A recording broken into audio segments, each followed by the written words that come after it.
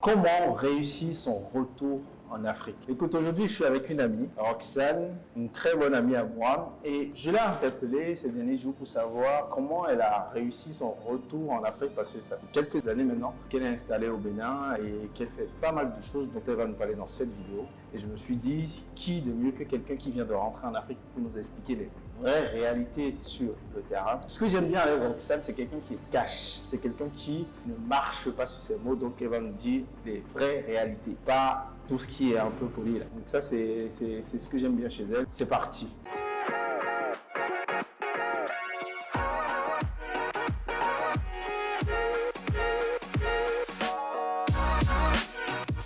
Salut à toi, je suis Ariel Abidjogbi, entrepreneur en Afrique depuis quelques années maintenant. Sur cette chaîne, je parle de développement personnel, d'entrepreneuriat et d'investissement, principalement vers le continent africain.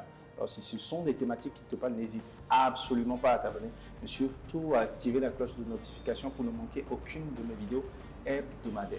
D'ailleurs, à cet effet, j'ai écrit un tout petit livret intitulé Le MBA de l'investisseur africain. C'est un tout petit livret qui se lit très rapidement. C'est dans la barre de description, c'est totalement gratuit. Tu me dis à quelle adresse mail et je te l'envoie. Dedans, tu vas retrouver les compétences et les aptitudes que tu dois développer pour entreprendre sereinement sur le continent, mais également une feuille de route, un plan d'action concret que tu peux suivre pour entreprendre sereinement sur le continent. Et en bonus, j'ai rajouté 10 idées très rentables que tu peux implémenter si tu veux commencer à débuter tes activités en Afrique. Est-ce que tu pourrais te présenter pour ceux et celles qui ne te connaîtraient pas?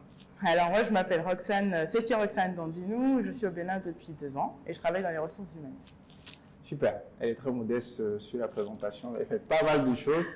Je dis, nous sommes à un lieu qu'elle dirige aujourd'hui, elle va nous en parler un peu plus. Roxane, ma première question c'est pourquoi avoir choisi de faire ce retour en Afrique? Moi je te connais, on s'est rencontrés en France, je sais que tu as fait le Luxembourg, pas mal de pays. Le Canada aussi, tu as fait pas mal d'endroits, mais pourquoi avoir choisi de retourner en Afrique? On t'a pas demandé si tu étais folle? À plusieurs reprises et encore aujourd'hui on me demande qu'est-ce qui m'a pris en fait, mais pour être honnête, dès que j'ai eu mon bac, parce que j'ai passé toute mon enfance ici, j'ai fait mes études ici, mon collège ici au Bénin, j'ai eu mon bac au Bénin et ensuite je suis partie pour mes études supérieures en France, ensuite au Canada, à Luxembourg, etc. Mais en partant du Bénin, je savais que j'allais revenir. Pas forcément au Bénin, mais je savais que pour moi c'était l'Afrique. Okay. Je ne me suis jamais projetée pour vivre en Europe ou pour vivre aux États-Unis ou quoi que ce soit. Je savais que tôt ou tard, je serais rentrée en Afrique. Par contre, je ne savais pas si ça allait être si tôt ou dans 10 ans ou dans 15 ans. Mais le déclic s'est fait très progressivement chez moi. Okay. Parce qu'il y a encore 6 ans, je revenais et je repartais. Donc j'ai fait plusieurs tentatives de retour au Bénin. Je suis rentrée 2 mois, je suis rentrée 6 mois, je suis rentrée 1 an et à chaque fois je repartais. Il y avait toujours un truc qui me faisait repartir.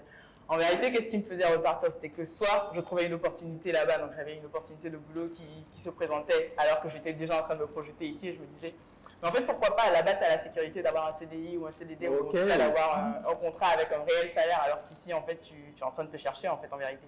Parce que faut dire que quand tu débarques ici, soit tu as vraiment trouvé un vrai contrat et voilà, tu es lancé et encore les salaires ne sont pas forcément comparables à ceux de là-bas. Ou soit c'est que vraiment tu as un projet et que tu viens te chercher. Et moi j'étais plus dans cette démarche-là, j'avais vraiment ce projet-là de faire grandir cet hôtel et d'ouvrir mon bar. Mais à chaque fois je repartais parce que j'avais tout de suite une opportunité en France ou au Luxembourg, du coup je suis repartie à chaque fois. Mon vrai déclic ça a été que ma fille, donc j'ai une fille qui a bientôt 5 ans, Serena que tu connais, c'est que ma fille en fait allait avoir 3 ans. Et je me disais, tu es partie du Bénin, tu t'es dit que tu allais faire tes études, que tu allais travailler un peu et que tu serais rentrée au Bénin. Si jamais tu ne te décides pas tout de suite à rentrer, alors qu'elle va rentrer à l'école, parce que 3 ans c'est l'âge auquel elle rentre à l'école, si tu ne la fais pas rentrer en Afrique, tu t'exposes au risque en fait de t'installer là, de créer une vie là, une vie de famille, d'avoir des habitudes là et d'avoir vraiment beaucoup plus de mal à repartir. C'est soit tu pars tout de suite et tu sais que tu mets ta vie de famille en Afrique, soit tu prends le risque de rester là et après c'est beaucoup trop compliqué pour partir parce que voilà, si tu as un conjoint étranger, si tu as un conjoint qui veut rester là ou alors qu'il y a des attaches là, c'est compliqué de repartir. Du coup, je me suis dit, saute. Cette fois-ci, c'est le bon moment, saute. Inscris-la dans une école au Bénin, elle sera plus proche de ses grands-parents, elle verra sa famille et puis elle aura les valeurs africaines. Donc, c'était vraiment un des facteurs motivants pour moi. Okay. Après, ça s'est aussi passé à une période où il y a eu le Covid. Donc, j'étais en VIE au Luxembourg et mon VIE finissait quelques mois, enfin dans les mois qui arrivaient. Donc, j'ai mis un terme à mon VIE 3 mois plus tôt en me disant avec le Covid et tout, on était à la maison, on était enfermés, on savait pas ce qui se passait, c'était la folie. Et ma fille, elle était ici avec mes parents, donc je me suis dit, je savais pas ce qui se passait en fait, c'est voilà, rentre. Donc je suis juste partie comme ça sur un coup de tête et 2 ans après, pas de regret. On va en reparler. C'est intéressant parce que là, tu sautes le pas, mais tu as eu vraiment un déclic, tu as eu un attachement, quoi. Il y a quelque chose qui t'a drivé à un moment donné. Pourquoi c'est ta fille, en fait? Qu'est-ce qui a changé entre la Roxane qui est venue à rester 2 mois, 1 an, et le moment où tu vois ta fille et tu dis, il faut que je rentre. Pourquoi l'Afrique? Parce qu'elle peut bien vivre en Europe. Elle peut bien vivre en Europe, mais je pense que, bon, je ne suis pas non plus une hyper afro, axée sur l'Afrique ou quoi que ce soit. Je ne suis pas une kémitiste, machin, kémisséba, tout ça, pas du tout. Mais c'est juste que je pense que nos valeurs en Afrique sont belles, sont bonnes. Et je trouve que c'était l'opportunité aussi pour elle de grandir, en tout cas de voir ses grands-parents le plus longtemps possible. Après, je ne dis pas que je vais rester 15 ans ou 20 ans au Bénin. Si demain je repars et que je vais, je ne sais pas, au Luxembourg ou que je vais au Canada ou que je vais même en Afrique tout près, en Côte d'Ivoire ou au Sénégal, au moins elle aura eu ce lien-là avec sa famille, elle connaîtra son pays. Aussi, je me dis, nos enfants qui grandissent en Europe sont un peu déconnectés de leur réalité. Ils sont pas mal déconnectés, même si on essaie de leur inculquer les langues, machin, nos habitudes. Il reste quand même, il y a un truc qui manque en fait. Ils ne connaissent pas les réalités d'ici. Et quand ils reviennent après, c'est un peu, je trouve que c'est un peu dommage pour eux en fait d'être perdus, on va dire. Ouais. Et puis pareil à l'école, j'imagine les enfants noirs à l'école, les petites réactions, les petites interférences que tu peux avoir dans l'éducation. Oui, tu as les cheveux crépus, oui, tu es noir, toi tu es noir, tu es marron. Moi je suis blanc, enfin des trucs comme ça, en fait j'avais vraiment pas envie qu'elle vive ce genre de situation. Tu sais, en fait, je suivais une interview récemment, je crois que c'est Moulay de Africa qui disait que lui, c'est un peu pareil que toi, il voulait rentrer en Afrique parce qu'il voulait que ses enfants grandissent dans un milieu où ils étaient majoritaires. Ça paraît banal comme ça, mais c'est vrai. Voilà, j'avais pas envie que ma fille se sente différente et qu'elle ait à faire des efforts pour se faire accepter. Là, aujourd'hui, on est dans un environnement où, bien sûr, il y a des Blancs dans sa classe, parce qu'elle est dans une école, où il y a des étrangers, elle est dans une école internationale, mais c'est pas pour autant qu'elle se sent différente, parce que les personnes qui lui enseignent, les personnes qu'elle voit dehors, elle peut s'identifier à eux, en fait. Elle n'a pas de... Bon, après, vu qu'elle est née là-bas, je ne pense pas qu'elle avait ça, mais je pense que plus tu grandis, plus tu te poses des questions. Et je n'avais pas envie qu'elle se pose ce genre de questions-là. Je préfère, moi, lui donner un environnement où elle se sent acceptée, où elle se sent vraiment chez elle. Excellent, excellent. Comment on prépare un retour en Afrique? Alors, je suis pas la mieux placée pour ça, parce que j'avoue que mon retour, je ne l'ai pas préparé. Okay. Autant les 3 ou 4 fois où j'ai tenté de revenir, je l'avais plus ou moins préparé, donc je m'étais renseignée, je postulais à fond, enfin, pour ce qu'il y a comme offre, parce que bon, faut dire ici... aujourd'hui de plus en plus il y a des offres, mais il faut dire qu'il y a beaucoup de postes qui sont en vérité cachés. Il faut aller forcer, il faut vraiment du réseautage, etc. Donc pour préparer son retour, je pense qu'il faut revenir régulièrement, créer des attaches ici. Et surtout, en fait, parce que comme ça marche par réseau, ne pas se faire oublier. C'est-à-dire, c'est pas parce que tu as vu quelqu'un et que tu lui as filé ton CV que tu vas penser que cette personne-là, dans 6 mois, ou si elle a un poste, elle va forcément penser à toi. En fait, dès que tu as pris l'avion, elle t'a oublié, en fait. Il faut que tu te rappelles à cette personne-là, il faut que tu entretiennes ton réseau, il faut que quand tu reviens, tu vois ces personnes-là, que tu... En fait, il faut créer le besoin. Il faut montrer que tu as quelque chose que tu peux apporter, et à ce moment-là, en fait, tu crées un besoin, et voilà, il y a une opportunité qui se déclenche comme ça. Après, oui, pour préparer son retour, je pense qu'il faut, financièrement, il faut vraiment être prêt. Moi, je dirais il faut mettre de côté suffisamment pour tenir ne serait-ce qu'un an, 1 an et demi. L'installation, ça coûte très cher. Et il ne faut pas fantasmer le retour. Hein. C'est pas le Bénin ou la Côte d'Ivoire ou je ne sais pas quel pays que tu vois quand tu viens en vacances 2 mois, 3 semaines. C'est pas ça. Je pense que pour justement bien préparer son retour, c'est de venir pour plus que 2 mois et vraiment vivre comme si tu vis là. Je pense que je te le disais il n'y a pas longtemps. Quand tu viens en vacances, tu vas à Erevan, donc son commercial, tu vas aller dans tel ou tel bar parce que voilà, tu es là pour un temps donné, tu sais que tu es venu pour faire plaisir. Le budget tient. Voilà, le budget tient la route. Mais une fois que tu es là, je pense que tu sens la différence. Et il faut vraiment te préparer en venant régulièrement, en faisant des longs séjours et en discutant avec les locaux. Et surtout financièrement, ça coûte cher de venir. Clairement, c'est ce que je conseille, de discuter avec les locaux parce que c'est eux qui vont te donner les raccourcis du pays. Ceux qui vont te donner par où passer en quelque sorte, parce que quelque part, quand tu es de la diaspora, tu es quelque part déconnecté. Tu dois apprendre à te reconnecter aux réalités. Exactement. Et ça, Ils en savent fait, comment ça marche. Il faut vraiment pas venir en te disant oui, moi je viens de l'étranger, oui, je fais le Canada, oui, j'ai fait la France, j'ai appris plein de choses, je sais comment ça marche en Occident, c'est moi qui vais leur apprendre. Non, pas du tout. Ils ont beaucoup de choses à nous apprendre. c'est à toi de t'adapter en fait. Ils ont énormément de choses à nous apprendre. Et les gens, ils ne nous ont pas attendu en fait. C'est pas comme s'ils étaient là, les bras croisés à attendre que les résultats viennent pour leur apprendre des choses. Non, pas du tout. Les gens ici, ils sont hyper ambitieux, ils se débrouillent comme ils peuvent. Et franchement, non, j'ai rencontré de belles personnes et même en étant resté ici, ils font de belles choses. Ok. Il y a quelque chose qui m'intéresse beaucoup dans ton parcours, c'est que ton retour, tu l'as fait de façon où tu as allié les deux choses, le salariat et l'entrepreneuriat. Pourquoi avoir fait ce choix? En fait, moi, comme je te dis, c'était vraiment un coup de tête. Bien sûr, j'avais postulé, j'avais commencé à postuler un peu partout, j'avais donné des CV, j'ai même passé des entretiens qui étaient plus ou moins avancés, mais on m'a promis, enfin, on m'a rien promis. On m'a clairement dit, bon, j'ai pas de besoin tout de suite, mais on sait jamais, je t'appellerai peut-être. Du coup, moi, toujours dans mes longs séjours de je viens, je cherche du boulot, mais je repars parce que dans tous les cas, il y a toujours cette corde-là que tu peux attraper. Il y a toujours un CDD ou un CDI qui tombe à un moment donné. En RH, ça ne chôme pas en plus. Bien sûr. Et du coup, ils m'ont dit, on te rappellera si jamais il y a quelque chose. Je pense que 2 semaines après, j'ai eu une opportunité à Lille et je me suis dit, bah, qu'est-ce que tu fais là? Tu en es là? Repars. Donc, je suis repartie et je faisais ça. Et après, je pense que j'ai même pas fait... Ouais, 2 mois. 2 mois qu'on m'appelle ici, on me dit votre profil, vous aviez passé un entretien, on aimerait bien vous entendre en entretien. On vous garantit rien, mais on veut vous entendre en entretien. Moi, je me suis dit, mais ils sont drôles ces gens-là. Moi, je suis repartie, tu m'as pas donné de signe pendant 3 semaines, je suis repartie, et tu veux que je revienne juste pour passer un entretien qui va être positif ou négatif, et je ne vais pas revenir pour ça, tu vois. Bien d'être gratuit comme ça. Donc je me suis dit, non, vos histoires du Bénin, où on sait jamais les trucs, c'est pas clair là, non, je suis pas dedans. Donc, j'ai pas écouté, je me suis dit, bon, laisse tomber. Donc je prends le contrat à Lille et tout. Au bout de 2-3 semaines, je sentais pas la boîte, c'était une boîte dans le recrutement, je sentais pas la boîte, je me suis dit bon, j'arrête. Donc je me suis mise en off. Je me suis dit mais en fait tu as peut-être un poste au Bénin et là tu es en off parce que j'aime pas ne rien faire aussi, c'est un truc que je supporte pas. Je me suis dit allez vas-y, rentre au Bénin. Dans tous les cas, si ça marche pas cette fois-ci tu cales. Je me suis dit ça comme ça et je rentre, donc je fais l'entretien. J'ai fait 3 entretiens pour ce même poste alors que j'en avais déjà fait 2. Donc j'ai fait 3 entretiens. Toujours pour le même poste. Ouais, pour le même poste. C'est une boîte de malade. Je devrais pas dire ça, mais c'est pas grave. C'est une boîte de malade. Et donc j'ai fait les entretiens, j'enchaîne les entretiens, mais je ne veux pas dire que j'y croyais pas. Je me disais bon, dans tous les cas, si ça marche pas, c'est pas grave, j'ai l'hôtel, parce que ça fait des années que mon père en fait a installé cet hôtel-là et qui peinait à tourner en fait. Ils avaient du mal à trouver de bonnes personnes pour le gérer. Je me dis dans tous les cas, c'est pas grave. Au pire, je vais gérer l'hôtel. Bon, j'aurai pas le train de vie que j'avais en France ou au Luxembourg, mais au moins ça me permettra de me nourrir, de nourrir ma fille dans tous les cas. Tu vois. Et après, j'ai eu l'idée justement d'ouvrir ce bar où on est aujourd'hui. Okay.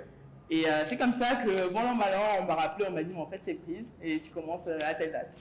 Voilà, ça fait 2 ans que je travaille avec eux et ça se passe très très bien. Super, super. Mais du coup, comment ça se passe? Parce que quand on est salarié, il y a quelque chose que j'ai appris en revenant souvent en Afrique. Il y a ce fantasme de la diaspora de penser qu'en Afrique, on bosse moins. Ici, on bosse beaucoup quand même. Je pense qu'on bosse beaucoup. Non, je pense qu'on bosse beaucoup. Du coup, comment tu fais pour allier les deux, pour entreprendre et gérer l'hôtel? Parce que tu fais d'autres choses encore avec les enfants. Tu es en train de créer une boîte pour recruter des repas, pour les installer.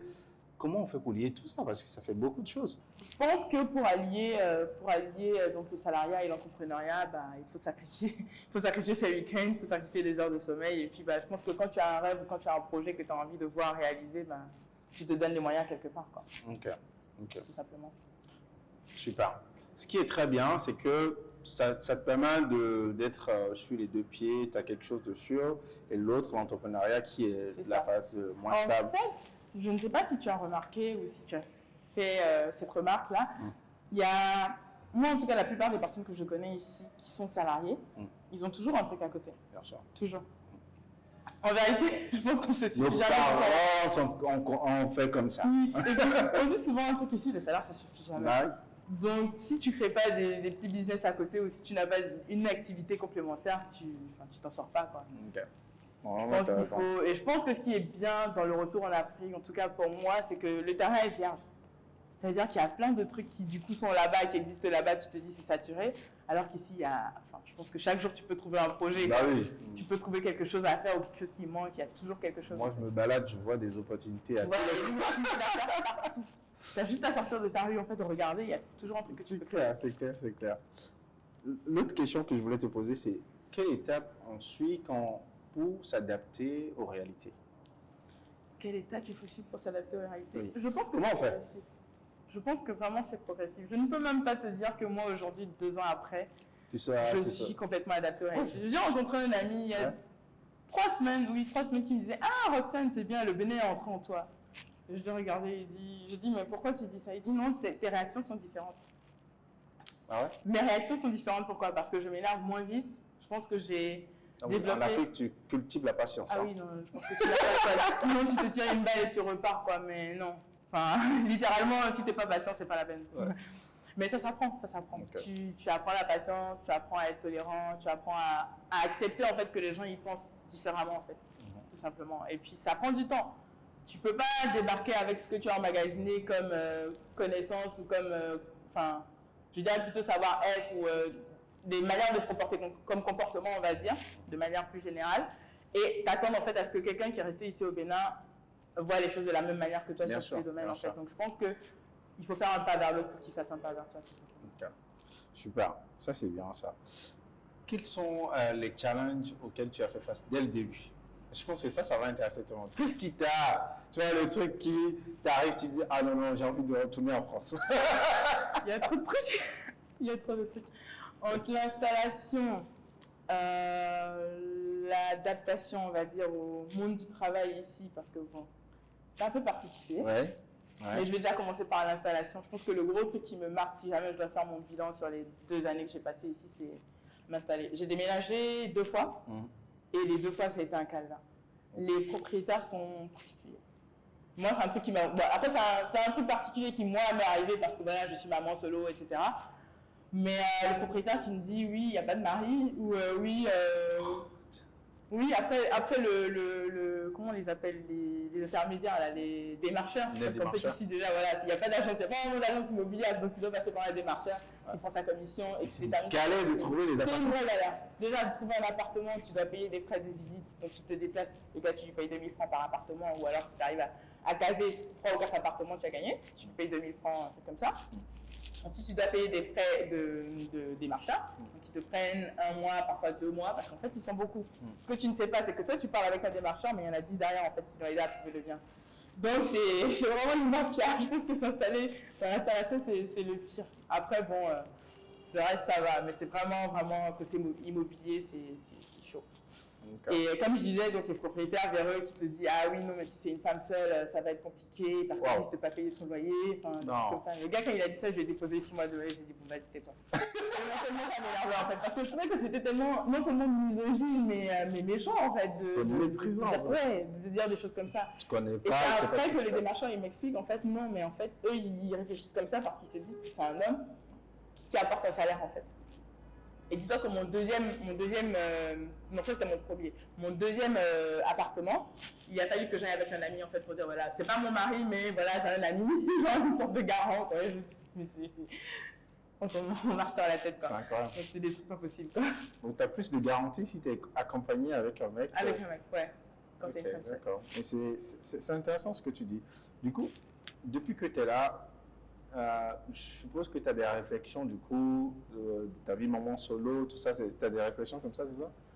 Ça arrive. Bon, après, je pense que je fais justement l'effort de traîner dans un environnement où j'ai pas ce genre de réflexion. Okay. Mais même quand je pense que tu connais la circulation ici de quelqu'un qui te dit ah, qui t'a donné la voiture, tu vois, des trucs comme ça. Je suis quand même dans un environnement, après, il ne faut pas généraliser, okay, mais les gens sont quand même assez particuliers. Et du coup, ta fille, comment ça se passe? Son intégration, comment ça se passe? Alors, moi, je trouve que les enfants, ils sont formidables. Hein. Ouais, parce qu'ils s'adaptent 2 fois plus vite que nous. Ouais. Ça, ma fille, dès qu'on est arrivé, qu'elle a commencé la crèche. Bon, déjà, ma fille, elle a commencé à parler tard. Okay. Mais dès qu'elle est arrivée à la crèche ici, je ne sais pas si c'est le fait qu'il y avait beaucoup plus d'enfants, que c'était beaucoup plus interactif et tout. Elle parlait, elle dit même des mots en fond, elle dit des trucs en yoruba. Je la regarde, je fais, mais moi, je t'ai rien appris de tout ça, quoi, mais c'est cool. Et c'est magnifique comment les enfants ils s'adaptent très vite. D'accord. L'une des choses que je remarque ici souvent, c'est que les gens, ils ont tendance à rentrer dans ton quotidien. Tu vois, la vie en Europe en général, on est très, comment je vais dire ça? C'est solitaire, ou bien on est très rangé. Vie privée, ouais, tu vois. La vie privée, les gens rentrent très souvent dans ta vie privée. Est-ce que ça t'arrive, toi? Je pense que ça dépend comment tu te présentes, je sais pas, comment, la posture que tu as. Ok. Vu que moi déjà on me traite de yobo dans tous les cas, je ne peux pas débarquer chez moi comme ça. Ok. Et puis bon, je sélectionne vraiment qui a vraiment accès à ma vie privée, quoi. Ok, d'accord. Après, la grande famille, je pense qu'à partir du moment où tu leur montres où est-ce qu'il ne faut pas aller, il y a certaines limites qui se... Ouais. Parce que ça, c'est l'une des craintes de la diaspora en général. Les gens se disent, si j'arrive, là, je vais me faire envahir par la famille, la grande famille, tout ça, on va rentrer dans ma vie privée. Donc, tout dépend de comment toi-même tu Tout gères. dépend de comment tu gères et comment tout de suite tu leur mets des limites en fait dès Ouais. le départ. Enfin, par exemple, si tu fais exprès d'aller prendre un appartement à l'autre bout de la ville, je pense que ta belle-mère ou la grand-mère du village, elle aura du mal à dire vas-y, je vais aller traverser la ville pour aller embêter Ariel ou embêter... tu vois. Ok, d'accord. Selon toi, on va rester dans une ville comme Cotonou. Si quelqu'un veut déménager, il vient à Cotonou, c'est quoi le budget qu'il pourra avoir pour vivre convenablement, on va dire? Quelqu'un de la diaspora, Ouais. pas quelqu'un... Justement, c'est ce truc-là en fait qu'il faut. Moi au début, je pense que je te le disais aussi, moi au début quand je suis arrivée, j'ai gardé mon train de vie de là-bas, c'est-à-dire j'ai envie de manger du fromage, j'ai envie de manger de la charcuterie, j'y vais quoi. À un moment donné, je pense que. Bon, si tu as un bon salaire, que tu as un salaire d'expatrié, c'est bien, mais si tu as un salaire ou un contrat local, je pense que tu vas très vite te localiser. Même ceux qui ont des salaires d'expatriés, ils se localisent un minimum. Ouais. Je pense que pour bien vivre, déjà pour les loyers, il faut compter dans les 200, 250 000 pour avoir un appartement. On est dans Cotonou, hein, parce que d'autres vont sauter, parce qu'à Abidjan et Douala, tout Oui, ça, non, c'est pas Abidjan, pareil. c'est autre chose. J'avais une opportunité à Abidjan il y a quelques mois que j'ai décliné d'ailleurs parce que le salaire était pas voilà quoi. Mais ils me proposaient un salaire ridicule pour la vie d'Abidjan où on me dit déjà pour avoir deux chambres, un salon à Cocody, il faut compter 400 000. Ah. C'est le double quoi. Disons que le train de vie ici est 2 fois moins cher qu'en Côte d'Ivoire par exemple pour le comparatif. Donc ouais, côté loyer, je dirais avec une enveloppe de 200, même 150 000, tu peux trouver un petit truc si tu es tout seul. Mais si tu as besoin de 2 chambres ou 3 chambres, il faut taper plus dans les 200, 250 000. Ok. Après, ça dépend vraiment de ton train de vie. Côté charge, que ce soit électricité, eau en moyenne, pour l'eau, je pense que je dépense moins de 10 000 francs pour l'électricité. J'en suis à les 40 000. C'est pas les plus grosses charges, c'est vraiment le loyer qui va coûter le plus cher. Le déplacement, parce que l'essence, ça tue. Ça, quand j'arrive ici, déplacement, Internet, ça me... Ça tue. Internet, ça tue. Et non, le reste, ça va. Côté alimentation, si tu ne peux pas faire tes courses tous les jours à Yerevan, parce que bon, Yerevan, avec 30 000 francs, tu n'achètes pas grand-chose. Ouais, oui. Mais si tu vas dans un supermarché alternatif, bon, je ne vais pas citer de nom, mais Ouais. voilà. Je pense que ça va. Et puis, il faut aller au marché. Je ne le fais pas encore, mais je pense que c'est la prochaine étape de mon opération. À partir de l'année prochaine, là, je vais essayer d'aller au marché. Ok, d'accord, tu vas commencer à faire... Ouais. Parce que les bails d'acheter les farines au supermarché, là, on va arrêter. Donc, Ok, d'accord. Donc, globalement, là, à Cotonou, je pense que quand tu es autour de 750 000 ou 750 000, c'est un bon budget? Oui. Ok. Pas le salaire, hein, mais un bon budget. Oui, tu peux. Avec 750 000. Tu fais quand même il faut un beau salaire derrière. Que Oui. Après, comme je te dis, tu vois, si tu as un business à côté qui te garantit un certain montant, ton side business, en fait, peut te permettre de vivre et tu économises sur ton salaire, en fait. C'est ce que la plupart des gens ils font. Ils utilisent leur side business comme un truc pour faire leur train de vie. Parce que voilà, tu as toujours des envies, tu as toujours des imprévus. Et puis ici, il y a un truc au Bénin, je ne sais pas si tu remarques ça aussi, tu as tout le temps un imprévu. Si c'est pas la voiture qui a un souci, si c'est pas machin, et puis pour les assurances, on sait ce que c'est, quoi. Déjà, quand j'ai entendu le prix de l'assurance à l'année, je me suis dit, lui, il peut rien te garantir. Non. Et puis c'est pas automatique, quoi. Je veux dire, ta voiture elle est en panne, ils vont pas te prendre en charge tout de suite. Ouais. Donc ça prend du temps, donc au final tu vas avancer des frais, donc tu as tout le temps un imprévu. Ouais. Donc ouais, non, faut vraiment se préparer sur ce côté-là. Je pense que je mets beaucoup l'accent sur l'aspect financier, mais je pense qu'il faut vraiment se préparer. Et bon, faut pas fuir comme moi, mais il faut être prêt à préparer son bac, quoi, au cas où ça se passe pas bien, te dire ok, j'ai quand même un plan B, je peux repartir à tout moment. Ok. Je pense que c'est quand même bien de prendre quelques garanties là-bas. C'est très important quand même d'avoir un plan B, il ne faut pas le jeter comme ça. Non. Même si toi, tu t'es jeté un peu quand même, non? j'ai peut-être un plomber. Enfin, je crois que j'ai un plomber, je sais pas. Non, j'ai pas de plomber. C'est vrai que je me suis jetée. Mais je parlais avec un ami récemment qui me disait, lui, il est entré il y a quand même un bon moment. Je pense que ça fait au moins 15 ans ou 20 ans. C'est un monsieur d'un certain âge qui me disait, mais en fait, parce que je me payais, enfin, je disais, ouais, ici, mon salaire, il est moins important que là-bas. Bon, j'essaie de faire mes business et tout, mais ça ne tourne pas encore bien comme je veux. Mais voilà, au moins, quand j'étais au Luxembourg, je gagnais tel montant et voilà, je pouvais me faire plaisir et tout. Il m'a dit, mais en fait, il faut que tu te sortes de la tête ce comparatif entre là-bas et ici, parce que sinon, tu auras tout le temps les yeux là-bas et tu ne seras pas vraiment ancré ici. Et les gens, ils le sentent. Et tu n'es pas avec eux. Et ils se disent que tu n'es pas avec eux, donc ils ne vont pas forcément Enfin, tu ne vas pas t'impliquer, ils ne vont pas forcément t'impliquer dans leurs choses et tout. Et c'est vrai, il m'a expliqué que lui, pour rentrer au Bénin il y a 15 ans, ce qu'il a fait, il avait pris des garanties, il s'est acheté un appartement, etc. Donc il avait sécurisé. Il a mis son appartement en location, il a vidé son appartement, il a vidé tous ses meubles, il a fait un conteneur, il a dit bon voilà. Okay. Donc je pense que soit tu te laisses, comme tu te jettes comme ça en te disant que je me jette à l'eau, quoi qu'il arrive, je m'en sortirai. Ou au pire, je me donne quand même un certain temps et je repartirai. Et en général, ça marche. Je pense que quand tu te mets dos au mur comme ça et que tu n'as pas de mon appartement m'attend, machin, enfin... De toute façon, tu ne peux pas être totalement préparé à quoi que ce soit. Non, tu n'es jamais préparé. Je veux dire, même quand tu fais un enfant, ok, d'accord, tu es préparé, mais tu n'es jamais préparé à tout ce qui va se passer derrière. Et même si tu as déjà eu un enfant, toutes les maternités, c'est pas pareil, quoi. Donc non, tu n'es jamais sans préparer. Il faut qu'à un moment, tu décides. Mais il faut quand même minimum bien sûr. Te dire, ok, si ça se passe comme ça, voilà ce que je vais faire. Parce qu'il y a beaucoup de gens qui sont revenus et qui sont repartis. Bien sûr, ça, on n'en parle pas. Ça, on n'en parle pas. Je serais d'ailleurs curieux de voir les chiffres, statistiques. Mais... Moi, je pense que ça penche plus du côté de ceux qui repartent. Hein. Ouais, je pense qu'il y a moins de 60% des gens qui repartent. Parce que rien que là, dans la vague des gens que je connais qui sont rentrés pas avec moi, mais en même temps que moi il y a 2 ans, je peux en citer au moins 5 qui sont déjà repartis. Bah oui. Après, c'était des entrepreneurs, full, qui au bout d'un moment se sont dit, mais qu'est-ce que je fais là? J'étais mieux là-bas avec. Après, bon, je pense que c'est aussi une question d'ambition. Est-ce que tu veux bien souffrir pendant 2 ans, 3 ans, te laisser le temps? Parce que je pense qu'en 1 an, tu n'as pas éprouvé. Moi, ça fait 2 ans que je suis là et je pense que je n'ai pas encore éprouvé. Je me donne encore 1 an, 2 ans. Et effectivement, si dans 2 ans, je dis, bon, moi je pense pas, parce que dans tous les cas, c'est l'Afrique. Si dans 2 ans, je trouve que le Bénin ne me convient pas, j'irai ailleurs. L'Afrique est grande. Ça, c'est déjà pas mal. Il y a des opportunités partout. En réalité, c'est ça. Il ne faut même pas voir que son pays. En fait, il faut voir la carte. Parce que si tu n'es pas bien au Bénin, tu peux être bien en Côte d'Ivoire. Hein. Tu peux être bien en Côte d'Ivoire, tu peux être bien au Sénégal, tu peux être bien au Nigeria, à côté, il y a le Ghana. Il y a même l'Afrique centrale, il y a, je sais pas, il y a le Kenya, il y a le Rwanda, il y a plein de pays à explorer, quoi. Non, mais c'est clair, c'est clair. Mais du coup, tu sais, il y a un truc que moi j'ai ici, c'est de travailler avec les gens, surtout quand tu entreprends. Ça en demande, hein. Ouais, c'est pas facile. Donc, comment tu fais? C'est pas facile. Je pense qu'il faut apprendre le temps d'étudier en fait la mentalité locale. Bon, je vais prendre le cas du Bénin. Les Béninois, ils marchent par la peur.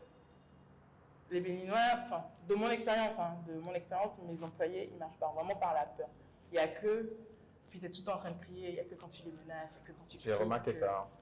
En fait, il faut les prendre au bâton. Je ne sais pas pourquoi c'est comme ça, mais c'est comme ça. Il faut les prendre au bâton. Il n'y a que quand tu es derrière eux, que tu cries, que tu les menaces, qu'ils se ressaisissent.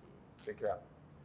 Tu peux pas, c'est pas comme en Europe ou dans d'autres pays où tu vas dire, ok, je me responsabilise, je lui dis ça, je reviens une semaine. Non, ça ne sera pas fait. Si tu ne reviens pas le lendemain, tu vas voir qu'une semaine après, il n'y a rien qui s'est passé, quoi. C'est ça. Et puis, l'autre chose, c'est que moi, j'ai l'impression des fois que les gens qui sont avec toi n'arrivent pas à partager ta vision facilement. Tu sais qu'en Europe, on arrive à driver simplement. Je ne sais pas si le problème vient forcément des entrepreneurs ou d'eux, je ne sais pas. Mais moi, je te donne un exemple. On a animalier sur ma femme, par exemple, qui est venu chez moi parce que son ancien patron ne payait pas bien son salaire. C'est ce qu'il m'a dit. Non seulement moi je l'ai augmenté, mais en plus de ça, il recevait son salaire. Si c'est le premier, il avait son salaire. Ouais. Il n'a pas eu de souci de salaire. Je lui ai cher la vision, je lui ai partagé ma vision. Il a vu tout ce qu'il pouvait faire. Ça ne m'a pas empêché de partir du jour au lendemain sans prévenir, en fait. Et là, tu te poses pas mal de questions. Tu te dis, qu'est-ce qu'il n'a pas compris, ce mec, en fait? Est-ce que c'est toi qui n'as pas réussi à lui partager la vision, ou c'est tout simplement que, bon, voilà. Non, je pense, mon humble avis, je pense que même si tu leur partages ta vision, ils ne sont pas dans une logique de vision. C'est ce que Marie m'a dit. Il y a beaucoup de gens qui sont... Ils sont dans le salariat, mais comme toi, ils ont envie d'entreprendre, comme toi, ils ont envie d'avoir leur affaire. Moi, par exemple, j'ai rencontré un monsieur là dans le quartier qui travaille dans une petite cabane en fait qui fait des crêpes et des sandwichs. Et je lui ai dit, ah, vous êtes salarié ici, vous êtes propriétaire. Il m'a dit, non, non, je suis salarié ici, mais j'ai mon business en ligne, c'est un Congolais. Je me suis dit, ah ouais, quand même, tu vois, le petit monsieur qui est en train de te faire ton petit sandwich, qui te dit, bon, c'est un salarié voilà, d'une dame, apparemment ça appartient à une dame, il a son business, il a son maquis en ligne. Et il dit, mais oui, je ne vais pas être salarié de quelqu'un toute ma vie. Donc en fait, je pense qu'ici, l'accomplissement pour eux, c'est d'avoir leurs choses. Et il y a beaucoup de facteurs qui expliquent ça. Il faut se dire aussi que les gens, ils font des métiers de bouche, ils font des métiers pour se nourrir. Que tu ailles dans un restaurant ou dans un bar, il y a peu de barman qui sont passionnés ou qui sont... C'est pas comme en Occident où le barman c'est une passion, le pâtissier c'est une passion, la cuisinière c'est bon. Après, bon, la cuisine parfois c'est une passion, mais en général ils le font pour vivre ou pour se nourrir. Il y a peu de gens et je pense que notre éducation aussi laisse peu de place à la passion. C'est plus va faire un métier pour te nourrir ou va faire un métier pour nourrir ta famille. Donc au final, quelqu'un qui se lève pour dire qu'il va venir à l'accueil de mon hôtel, tu crois que dans sa vie, il avait rêvé d'être... Tu vois ce que je veux dire? Il n'a pas rêvé toute sa vie de se dire qu'il va faire sa retraite là, à l'accueil d'un hôtel qui ne lui appartient même pas, pour avoir un salaire à la fin du mois qu'il va dépenser dans des charges, et au final, il se... Donc non. Je pense que tout le monde aspire à avoir quelque chose à lui. Et malheureusement, ici, comme ils font des métiers de bouche, forcément, ça se ressent dans leur travail, quoi. Bien sûr. Et quelque chose dont on n'a pas beaucoup parlé, hein, mais que tu fais aujourd'hui et que je trouve ça très intéressant, c'est que tu es en train de travailler sur un projet pour accompagner les gens qui veulent revenir en Afrique. Est-ce que tu peux nous parler de ça un peu? Alors, Takabac, c'est un projet, bon, c'est un bébé.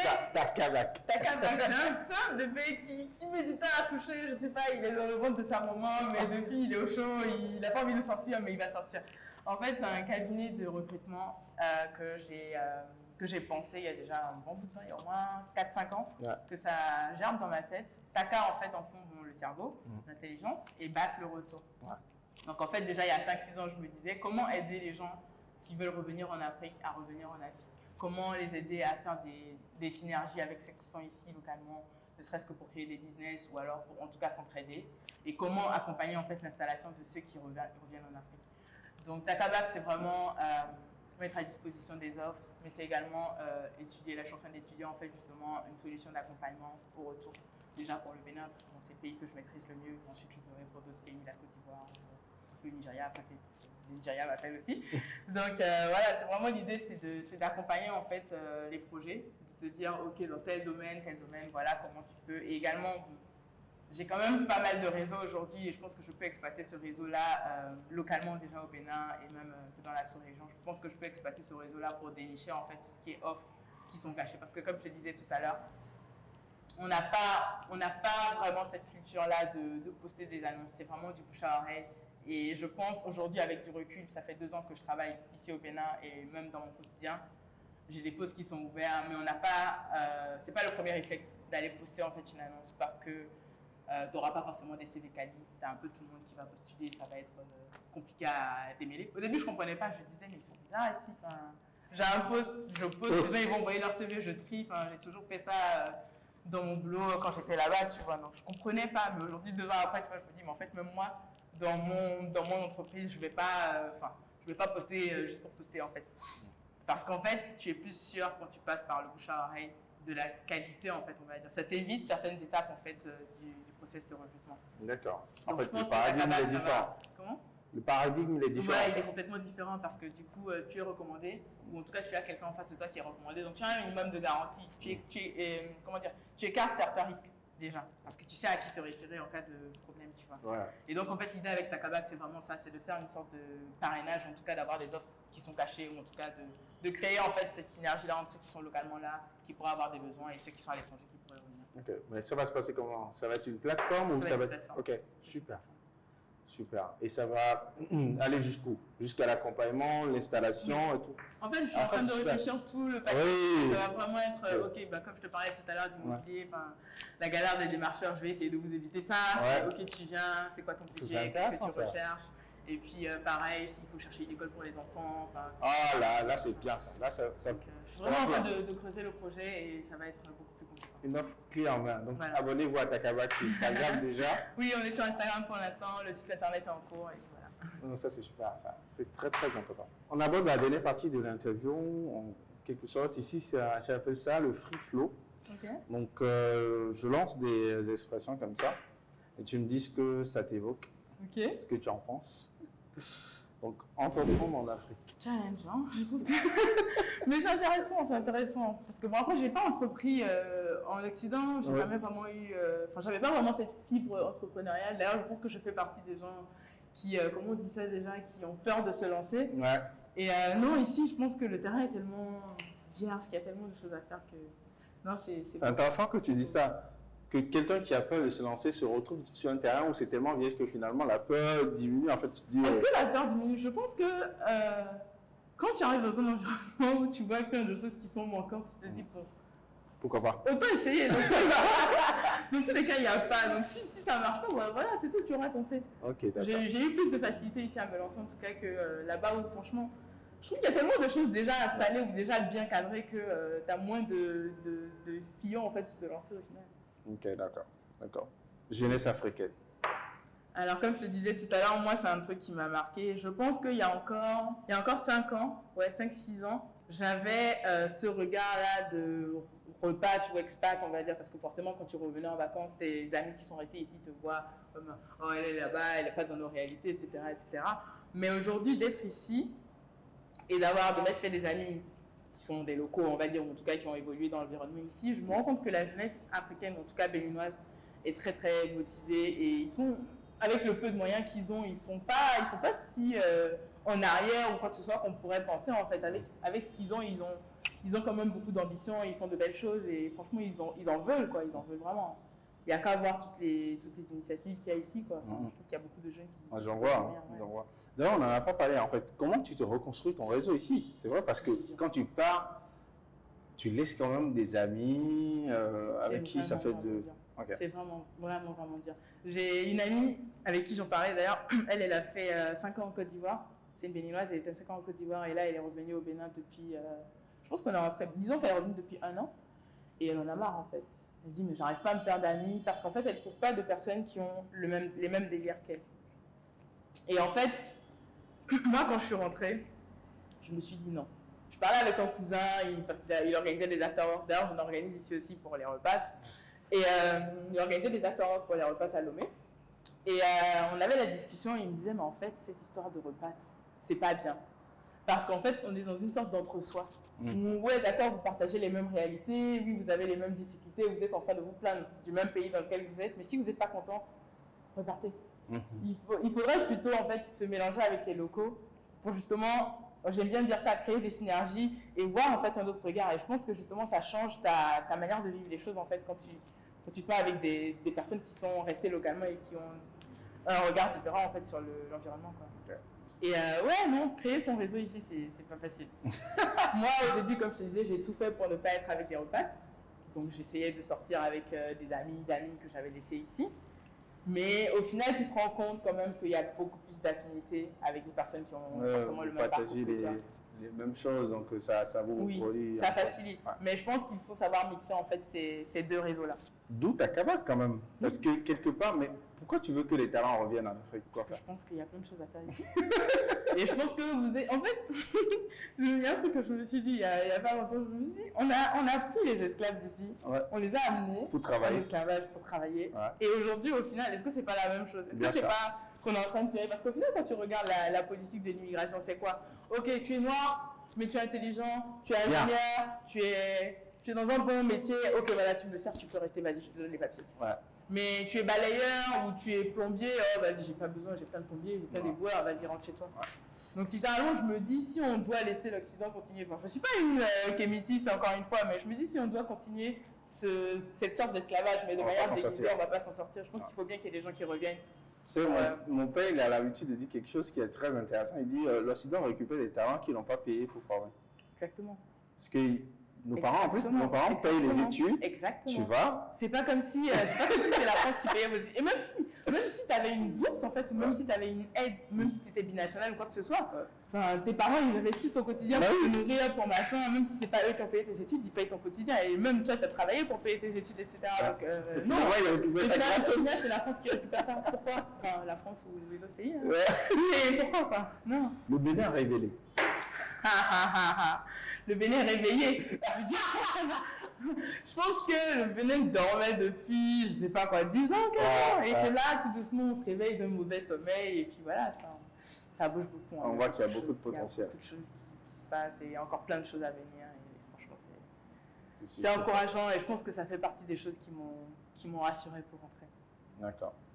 De voir qu'on a quand même à la tête du pays quelqu'un qui a une certaine vision pour le pays et qui, bon, je vais te dire, hein, il n'est pas pauvre, il n'est pas venu pour se remplir les poches, il avait déjà de l'argent, donc il n'est pas venu pour ça. Après, voilà, il a une vision, c'est un bâtisseur et il fait ce qu'il a à faire, quoi. Et je trouve que c'est formidable. Ouais, et je pense que si on avait eu ça, en fait, des fois, je me dis, si 10 ans plus tôt, on avait eu un président comme ça, où est-ce qu'on serait aujourd'hui? C'est ça. Surtout, tu vois, il y a 10-15 ans, quand il y avait tous ces Ivoiriens qui venaient avec les crises en Côte d'Ivoire, même il y a eu des Togolais à un moment donné qui venaient. Je me dis, ces pays-là ont vécu certaines choses qui ont fait que leur économie a été ralentie, mais pour autant, ils sont restés devant nous, en fait. Nous, en fait, j'ai envie de dire, on dormait, en fait. Donc oui, Bénin réveillé pour moi, en fait, littéralement. C'est un réveil, en fait. C'est un réveil. Ouais. Ok, d'accord. L'ambition. L'ambition. Qu'est-ce que tu veux que je te dise sur l'ambition? C'est bien d'être ambitieux, bien sûr. Mais je pense qu'il faut savoir maîtriser son ambition en fonction de l'environnement dans lequel tu es. Okay. Je pense qu'il faut être ambitieux, mais il faut aussi savoir la mesurer, savoir avancer au rythme en fait, de l'environnement dans lequel tu es. Parce que tu peux être très ambitieux, tu peux avoir envie d'aller très vite, faire plein de choses et tout, et tu peux vraiment très vite te casser la gueule si tu, désolé du terme, mais te casser la tête si tu ne prends pas compte en fait, de l'environnement dans lequel tu es. Notamment au Bénin où les choses vont vraiment lentement. C'est procéduriel, que ce soit la banque, que ce soit l'administration, enfin, ça prend 3 fois plus de temps pour Bien tout. sûr. Donc oui, tu as beau être ambitieux, il faut que tu fasses avec l'environnement dans lequel tu es. C'est clair. On est à la fin là maintenant de l'interview. Qu'est-ce que tu dirais à quelqu'un qui suit cette interview et qui se dit j'ai envie de rentrer moi aussi, qui a adoré tout ça parce qu'on n'a pas vu le temps passer, on a passé un très très bon moment. Qu'est-ce que tu dirais à cette personne qui se dit bon moi je suis en France, je ressens cette envie de rentrer en Afrique parce que je pense que il y a un engouement en ce moment. Bon, ça va bientôt se calmer, mais il y a un engouement où les gens veulent rentrer. Qu'est-ce que tu dirais à quelqu'un qui veut rentrer, qui se dit j'ai envie de faire ça aussi, j'ai envie de tenter l'expérience? Je pense que je lui dirais, projette-toi dans 4 ou 5 ans, où est-ce que tu te vois? Si tu sais que dans 4 ou 5 ans, tu veux rentrer en Afrique, je pense qu'il faut que tu te prépares dès maintenant à rentrer. Okay. Parce que je pense que dans quelques années, ça va être saturé. Je pense qu'il y a des vagues. Il y a des vagues, et à un moment donné, je pense que ça va très vite saturer en fait. Et voilà quoi, il faut vraiment, comme on dit, se trouver sa place sous le soleil quoi. Il faut se trouver sa place sous le soleil. C'est bien passé ça, parce qu'actuellement il fait très froid. Donc franchement, ouais, si vous avez envie de rentrer, franchement n'hésitez pas. Préparez quand même un minimum, mais vous ne serez jamais à 100% préparé. Et passer sa vie à préparer, au final on n'accouche de rien, donc je pense qu'il faut se lancer, il faut y aller. Super, merci beaucoup Roxane. Avec plaisir. Hein.